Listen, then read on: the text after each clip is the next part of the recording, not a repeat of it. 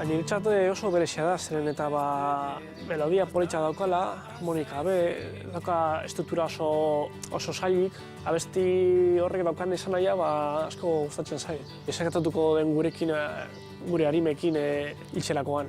Badirudi oso iluna dela, baina ez dakit, honekin igual zerbait ona atera dezake.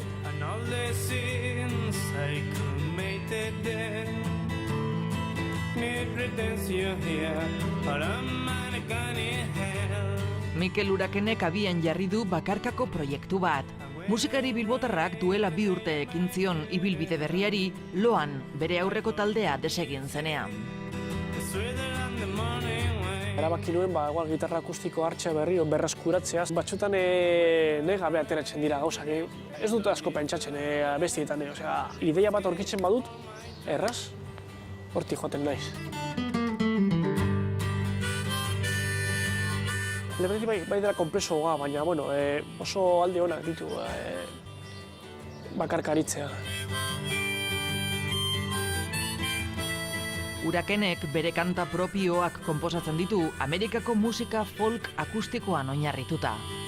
Batzutan esaten diaten nabaritzen dela iraganean jodu dela metaleko eta rock taldeetan, nire jotzeko eragatik. Keskotu behar nahi zegoela putxu bat igual sonoritatean igual xumetasuna, eta lortu dut, lasaitasun hori, puntu hori gitarra akustikarekin.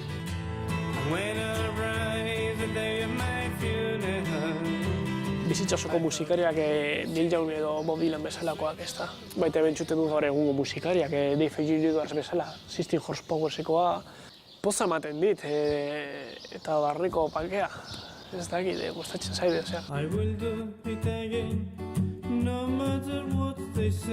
Bere lehenengo LPA argitaratu berri da, Folk Songs for Tormented Souls izenburupean. Nik uste dut, lako harima ilun bat oso patxutan ona dela abestia konposatzeko. Nire buru printzipala da, ondo sentitzen nire abestiekin, baina hor dago diskoa.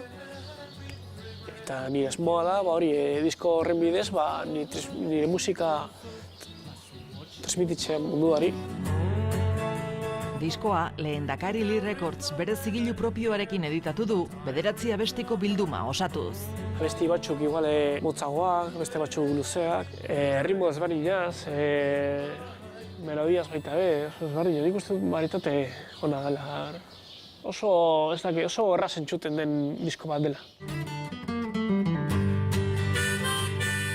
Diskoa Tolosako Bonberenea estudioetan grabatu du Carlos Osinagarekin batera, zuzenean eta asteburu bakar batean.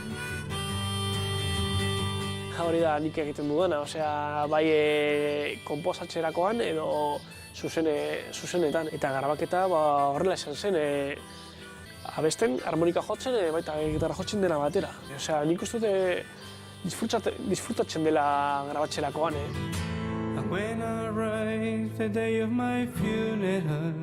Carlos Osinagarekin oso konplizitate ona daukara berarekin. Eta bai aspalditik ezagutzen nuen eta izugarrizko profesionala da.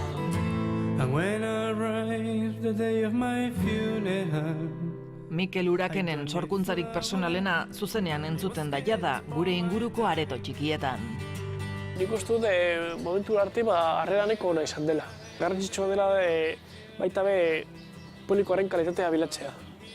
Zer eta igual kopurua ez da handia, nik uste dut ere jendea igual arreta gehiago jartzen dio musikariari.